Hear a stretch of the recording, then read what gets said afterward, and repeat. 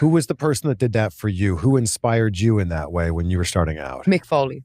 Hence why I wanted to be the author of my own book. Because Mick was the person who I would see my brother be watching wrestling, and I'd walk past the TV and I'm like, oh, don't you know that's all fake? Like the worst. And my brother was like, it's gotten really good. And then I'd see Mick on the TV. I'm like, wow, the way he talked and the presence that he was so captivating. And then I could relate to him because I was this kid who had been teased for being overweight and felt like I didn't fit in. He wasn't the typical superstar, and I could relate to that. When he said like, I can't jump high, but I can jump off of high places. And so everything about him spoke to me. And also he just looked like such a good person. And then over the years, I've gotten to know him.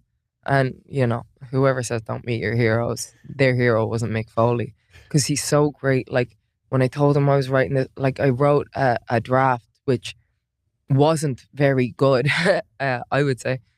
And he went through it. And first of all, he was so complimentary, so encouraging that I had a voice, that I had a unique voice, that I needed to use my voice. And then the other thing was he spent 6 hours on the phone just going line by line through the book, picking out like even stuff like where I should have put a comma. And I was like, oh, well, a copy editor will pick all that up. But like he just took that time because he cares so much. He's so great. Wow. So you were sitting there writing this whole thing. Yeah. When did the process